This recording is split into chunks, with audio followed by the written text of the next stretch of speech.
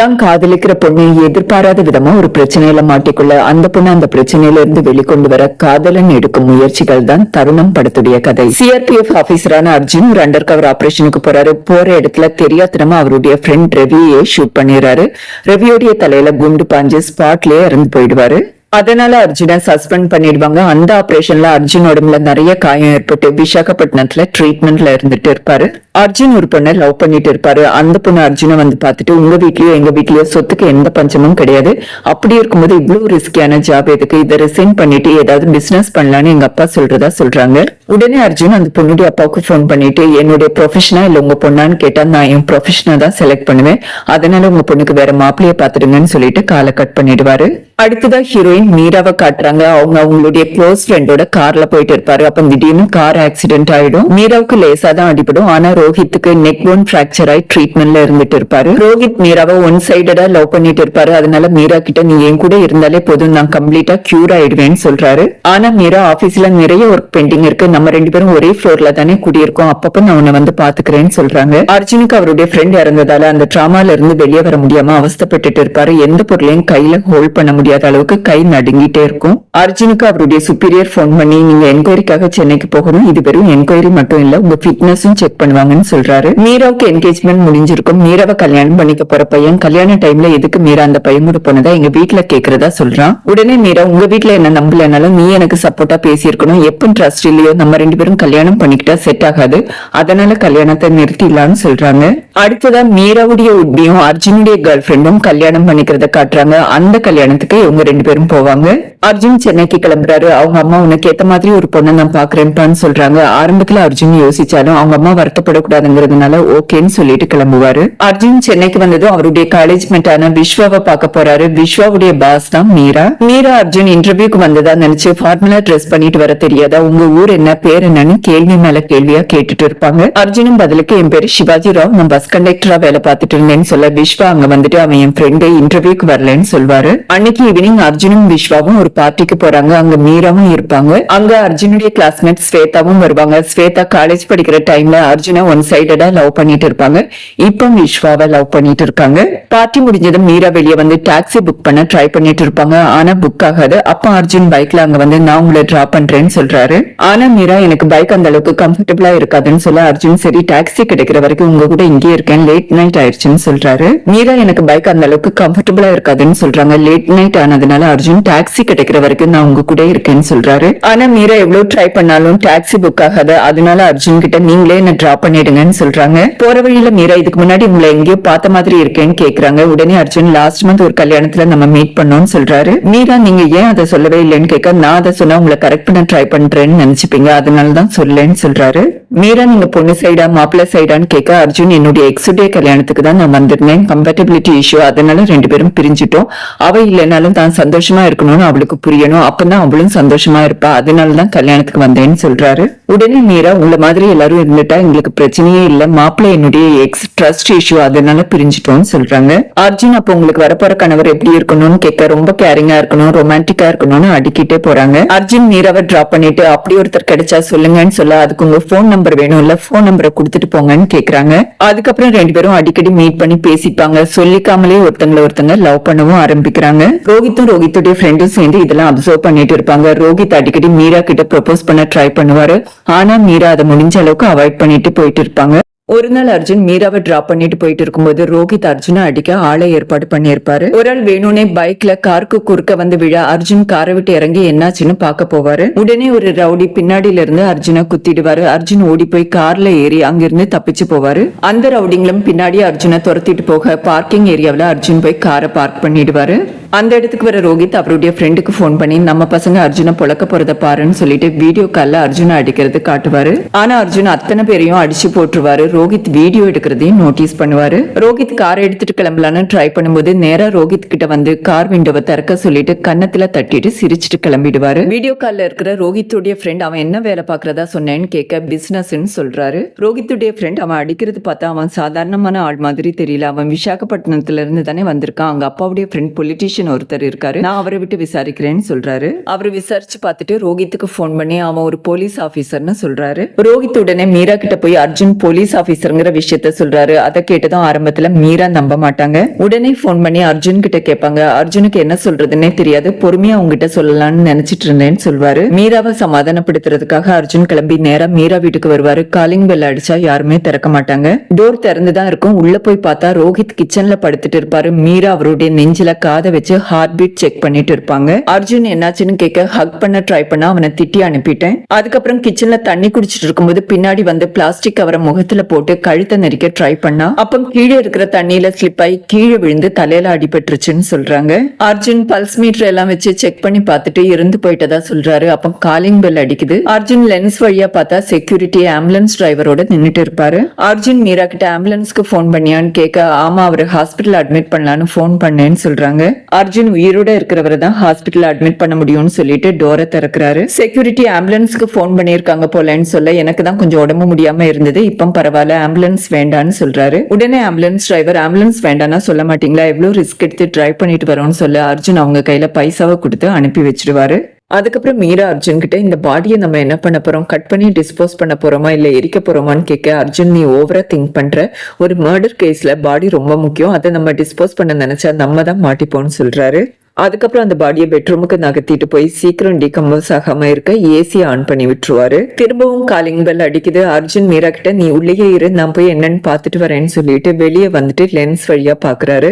அங்க ரோஹித்துடைய அம்மா நின்னுட்டு இருப்பாங்க. அர்ஜுன் டோரை திறந்து வாங்க ஆண்டி மீராவை பார்க்க வந்திருக்கீங்களா, அவ தூங்கிட்டு இருக்கான்னு சொல்றாரு. ரோஹித்துடைய அம்மா ரோஹித் ரொம்ப நேரமா காணும்பா, இங்க வரேன்னு சொல்லிட்டு தான் கிளம்பி வந்தான், போன் பண்ணாலும் எடுக்க மாட்டேங்கிறான், இதே வேலையா போச்சு அவனுக்குன்னு சொல்லிட்டு திரும்ப போனை ட்ரை பண்றாங்க. அப்ப பெட்ரூம்ல இருக்கிற ரோஹித்துடைய பாடியில இருக்கிற போன் ரிங் ஆகுது. அந்த ரிங் டோனை கேட்டதும் ரோஹித்துடைய அம்மா அவனுடைய ரிங் டோன் தான் இதுன்னு சொல்றாங்க. அர்ஜுன் நேரா பெட்ரூமுக்கு போய் அங்க இருக்கிற அவருடைய போனை எடுத்துட்டு பேசுற மாதிரி நடிச்சுட்டு வெளியே வந்துட்டு என்னுடைய ஃப்ரெண்ட் தான் ஆண்டி எனக்கு போன் பண்ணதுன்னு சொல்லி சமாளிச்சிடுவாரு. அர்ஜுன் ரோஹித் இங்க வந்தாரு ஆனா உடனே கிளம்பிட்டாருன்னு சொல்லி அவங்கள சமாளிச்சு அனுப்புவாரு. அவங்க டோர் கிட்ட போகும்போது வாசல்ல இருக்கிற ரோஹித்துடைய செருப்பை அர்ஜுன் நோட் பண்ணி அதை காலால தட்டி விடுவாரு. அதை ரோஹித்துடைய அம்மாவும் நோட்டீஸ் பண்ணுவாங்க. ஆனா அப்ப அவங்களுக்கு அது என்னன்னு புரியல. டோரை க்ளோஸ் பண்ணிட்டு அர்ஜுன் பெட்ரூமுக்கு போனது மீரா ரோஹித் இங்க வந்தானு ஏன் சொன்னேன்னு கேக்குறாங்க. அதுக்கு அர்ஜுன் இங்க வரலன்னு சொன்னாதான் நம்ம மாட்டிப்போம்னு சொல்றாரு. அதுக்கப்புறம் அர்ஜுன் ரோஹித்துடைய மொபைல அவருடைய லேப்டாப்புக்கு கனெக்ட் பண்ணி அதுல இருக்கிற வாட்ஸ்அப் சாட் எல்லாம் செக் பண்ணிட்டு இருக்காரு. திரும்பவும் காலிங் பெல் அடிக்குது. அர்ஜுன் லென்ஸ் வழியா பார்த்தா ரோஹித்துடைய அம்மா போலீஸோட நின்னுட்டு இருப்பாங்க. அர்ஜுன் டோரை திறந்து என்னாச்சு ஆண்டின்னு கேக்குறாரு. ரோஹித்தோட அம்மா இவங்க ரோஹித்தை தேடி வந்திருக்காங்க, வீட்டுல இல்லன்னு சொன்னாலும் நம்ப மாட்டேங்கிறாங்க, அவன் இங்க தானே வந்தாப்பா, நீ கொஞ்சம் சொல்லுன்னு சொல்றாங்க. அர்ஜுன் போலீஸ் கிட்ட நானும் போலீஸ் டிபார்ட்மெண்ட்ல சேர்ந்தவன் தான், அவர் திரும்ப வந்தா நான் கண்டிப்பா உங்ககிட்ட சொல்றேன், அவங்கள டிஸ்டர்ப் பண்ணாதீங்கன்னு சொல்றாரு. இன்ஸ்பெக்டர் ரோஹித் ஒரு பொலிட்டீஷியன் பையன் மண்டையை அடிச்சு உடைச்சிருக்கான், அவன் வந்தா உடனே எங்களுக்கு இன்ஃபார்ம் பண்ணுங்க. அந்த பொலிட்டீஷியனுடைய ஆளுங்களும் அவரை தேடிட்டு இருக்காரு, அவங்க கையில மாட்டினா பெரிய பிரச்சனை ஆயிடும்னு சொல்லிட்டு கிளம்பிடுவாரு. அதுக்கப்புறம் அர்ஜுன் மீரா கிட்ட நான் வெளியே போயிட்டு வரேன், யார் வந்து தட்டினாலும் கதவை திறக்காதேன்னு சொல்லிட்டு காரை எடுத்துட்டு நேரா கவர்மெண்ட் ஹாஸ்பிட்டல் போறாரு. அங்க தான் ஒரு பிலிம் டைரக்டர்னு இன்ட்ரோடியூஸ் பண்ணிட்டு போஸ்ட்மார்ட்டம் பண்ற டாக்டரை மீட் பண்ணி பேசுறாரு. திரும்ப வீட்டுக்கு போற வழியில விஸ்வாக்கு போன் பண்ணி நீ உடனே கிளம்பி மீரா வீட்டுக்கு வான்னு சொல்றாரு. விஸ்வா அவங்க சண்டையை சமாதானப்படுத்ததான் கூப்பிடுறாருன்னு நினைச்சிட்டு உடனே கிளம்பி மீரா வீட்டுக்கு வராரு. அதுக்கப்புறம் அர்ஜுன் ஒரு ரெடிமேட் ஷோரூமுக்கு போய் ட்ரெஸ்ஸஸ் வாங்கிட்டு நேரா வீட்டுக்கு வராரு. அதுக்குள்ள விஸ்வாவும் அங்க வந்திருப்பாரு. அர்ஜுன் விஸ்வா கிட்ட இன்னைக்கு உன் பர்த்டே, இந்த ட்ரெஸ் போட்டுட்டு வான்னு சொல்லிட்டு அவர் வாங்கின ட்ரெஸ் கொடுக்குறாரு. விஸ்வா இன்னைக்கு என் பர்த்டேவே இல்லைன்னு சொல்ல இல்ல தமிழ் கேலண்டர் பிரகாரம் இன்னைக்கு தான் உன் பர்த்டே, நீ முதல்ல ட்ரெஸ் போட்டுட்டு வான்னு சொல்றாரு. ரோஹித் போட்டிருக்கிற அதே ட்ரெஸ் விஸ்வாக்கும் வாங்கியிருப்பாரு. அந்த ட்ரெஸ் போட்டுட்டு விஸ்வா நான் குடிபோதையில கூட இப்படி ஒரு கேவலமான ட்ரெஸ் செலக்ட் பண்ண மாட்டேன்னு சொல்வாரு. அதுக்கப்புறம் ரோஹித்துடைய கார்க்கு ஏன் கொஞ்சம் பைசாவையும் கொடுத்துட்டு இந்த காரை கூட உனக்கு கிஃப்டா தான் வாங்கினேன், நீ காரை எடுத்துட்டு நேரா வைன் ஷாப்புக்கு போய் ஒரு பீர் பாட்டில வாங்கி எனக்கு போட்டோ எடுத்து அனுப்புன்னு சொல்றாரு. விஸ்வாக்கு ஒண்ணுமே புரியாது. இருந்தாலும் கார் கிடைச்ச சந்தோஷத்துல அர்ஜுன் கொடுத்த தொப்பியன் தலையில மாட்டிக்கிட்டு கிளம்பிடுவாரு. விஸ்வா கார் எடுத்துட்டு நேரா ஒரு பாருக்கு போய் 2 பியர் பாட்டில் வாங்கி அதை போட்டோ எடுத்து அர்ஜுனுக்கு ஷேர் பண்றாரு. அர்ஜுன் அந்த போட்டோவை விடாம போன் பண்ணிட்டு இருக்கிற ரோஹித்துடைய ஃப்ரெண்டுக்கு ரோஹித் மொபைல்ல இருந்து ஷேர் பண்றாரு. விஸ்வா ரோஹித்துடைய கார்ல போயிட்டு இருக்கிறதுனால பொலிட்டீஷியனுடைய ஆளுங்க அது ரோஹித் தான் நினைச்சு காரை ஃபாலோ பண்ணிட்டு போயிட்டு இருப்பாங்க. கார் எடுத்துட்டு கிளம்புற விஸ்வாவை அவங்க துரத்த ஆரம்பிக்கிறாங்க. விஸ்வா பயந்து போய் அர்ஜுனுக்கு போன் பண்ண, அர்ஜுன் அது ஒரு ரவுடியுடைய காரு, அதனாலதான் உன்னை துரத்துறாங்க, நீ நேரா கார் எடுத்துட்டு மீராவுடைய அபார்ட்மெண்ட்டுக்கு பின்னாடி காடு மாதிரி ஒரு ஏரியா இருக்கும், அங்க காரை பார்க் பண்ணிட்டு தப்பிச்சு போயிடுன்னு சொல்றாரு. விஸ்வாவும் வேற வழி இல்லாம அப்படியே பண்றாரு. அதுக்கப்புறம் அர்ஜுன் வீட்டை விட்டு வெளியே கிளம்பி போவாரு. ரோஹித்துக்கு போன் பண்ணி பார்த்து எடுக்காதனால அவரை பாக்குறதுக்காக ரோஹித்துடைய ஃப்ரெண்ட் அவருடைய வீட்டுக்கு வந்திருப்பாரு. அப்பதான் அந்த பியர் பாட்டில் போட்டோ ரோஹித் மொபைல்ல இருந்து அவருக்கு வருது. ரோஹித்துடைய அம்மாவுக்கு அர்ஜுனுடைய நடவடிக்கையில சந்தேகம் வருது. அதனால வீட்டுக்குள்ள ஒரு முறை தேடி பார்க்கலாம்னு சொல்லிட்டு மீரா வீட்டுக்கு வராங்க. மீரா அப்பதான் தூங்கி எழுந்து வாஷ்ரூம்ல ஃபேஸ் வாஷ் பண்ணிட்டு இருப்பாங்க. ரோஹித்துடைய அம்மா மெதுவா அவருடைய பாடி இருக்கிற ரூம் கதவை திறக்க போவாங்க. அதுக்குள்ள அர்ஜுனும் அங்க வந்துடுவாரு. ரோஹித்துடைய அம்மா சும்மா உன்னை பாத்துட்டு போலான்னு வந்தேன்னு சொல்லி சமாளிப்பாங்க. ரோஹித்துடைய அம்மா கிளம்பின பிறகு அர்ஜுன் டோரை சாத்திட்டு லென்ஸ் வழியா பாப்பாரு. அவங்க அம்மா சந்தேகமா திரும்பி பார்த்துக்கிட்டே அவங்க வீட்டுக்கு போயிட்டு இருப்பாங்க. அதுக்கப்புறம் மீராவுடைய அப்பா அம்மா வராங்க. மீராவுடைய அம்மா அர்ஜுன் கிட்ட, உங்களுக்கு கடவுள் நம்பிக்கை இல்லைன்னு எனக்கு தெரியும், ஆனா கோயில்ல ஒரு பரிகார பூஜை பண்ணும், எங்க கூட வருவீங்களான்னு கேக்குறாங்க. அர்ஜுன் எனக்கு இதுல எல்லாம் நம்பிக்கை இல்லதான், ஆனா கண்டிப்பா உங்க கூட வரேன்னு சொல்றாரு. அதுக்கப்புறம் ரோஹித் பாடி இருக்கிற ரூமுக்கு போயிட்டு மீராவுடைய பாஸ்போர்ட்டையும் எடுத்துட்டு அங்கிருந்து கிளம்பிடுவாரு.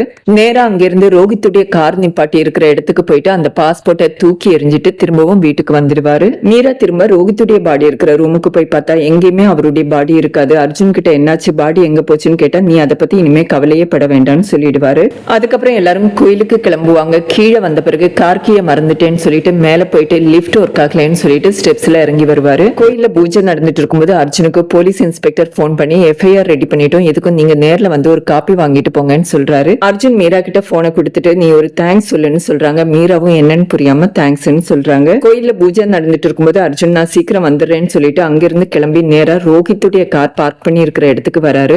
அர்ஜுன் லிப்டுடைய மேல் பகுதியில அந்த பாடியை மறைச்சு வச்சிருப்பாரு. இப்ப என்ன நடந்ததுன்னு பிளாஷ்பேக்ல நமக்கு காட்டுறாங்க.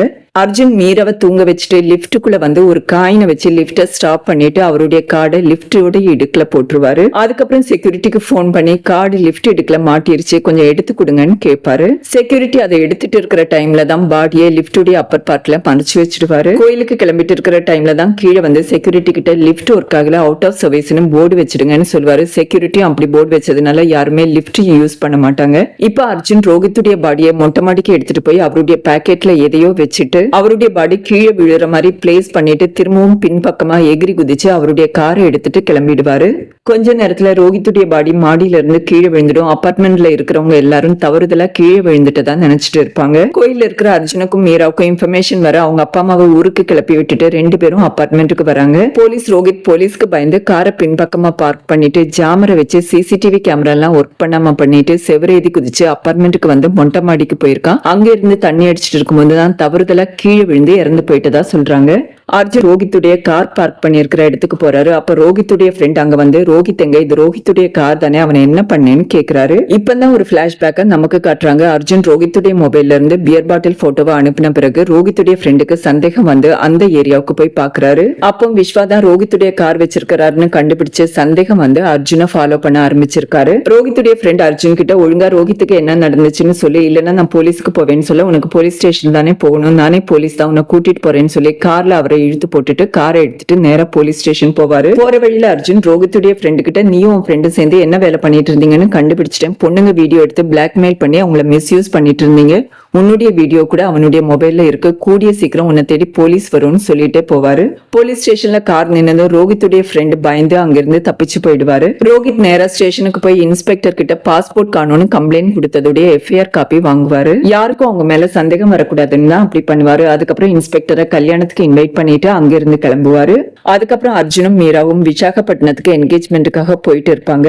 அப்போ அர்ஜுன் மீரா கிட்ட அவன் மண்டையில அடிச்ச சரி சாகுற மாதிரி அடிக்க வேண்டாமான்னு கேக்குறாங்க. திரும்ப பிளாஷ்பேக்க காட்டுறாங்க. அர்ஜுன் ரோஹித்துடைய மாடியை மொட்டை மாடியில வைக்கிறதுக்காக எடுத்துட்டு போகும்போது அவருக்கு உயிர் இருக்குன்னு தெரிஞ்சுக்கிறாரு. இருந்தாலுமே மாடியில இருந்து விழுகிற மாதிரி பிளேஸ் பண்ணிட்டு வருவாரு. இப்பதான் மீரா ஒரு உண்மையை சொல்றாங்க. மீராவுடைய க்ளோஸ் ஃப்ரெண்ட ரோஹித் லவ் பண்ற மாதிரி நடிச்சு வீடியோ எடுத்து பிளாக்மெயில் பண்ணி அவனும் அவனுடைய ஃப்ரெண்டும் சேர்ந்து மிஸ்யூஸ் பண்ணிட்டு இருப்பாங்க. ஒரு கட்டத்துல அவங்க அந்த கொடுமை எல்லாம் தாங்க முடியாம எல்லா விஷயத்தையும் மீரா கிட்ட சொல்லி சூசைடும் பண்ணிப்பாங்க. அதனால ரோஹித்தை பழி வாங்குறதுக்கு தான் அவன் தங்கி இருக்கிற அபார்ட்மெண்ட்டுக்கு மீரா வருவாங்க. நிறைய முறை கொலை பண்ணவும் ட்ரை பண்ணிருப்பாங்க. அந்த கார் ஆக்சிடென்ட் கூட அதுக்கான அட்டம் தான். அன்னைக்கு ரோஹித் மீரா கிட்ட மிஸ்பிஹேவ் பண்ண ட்ரை பண்ணிட்டு இருக்கும்போது மீரா ஃப்ரெண்ட பத்தி சொல்லிட்டு அம்மிக்கல் எடுத்து அவருடைய தலையிலேயே அடிச்சிடுவாங்க. அப்பதான் அவர் மயக்கம் போட்டு கீழே விழுறது. ஒரு கட்டத்துல மீரா பயந்து போய் ஆம்புலன்ஸ்க்கு போன் பண்ணுவாங்க. அப்பதான் அர்ஜுன் அங்க வரது. அர்ஜுன் இந்த டைம்ல தங்க கூட இருந்தா சப்போர்ட்டா இருக்கும்னு நினைக்கிறாங்க.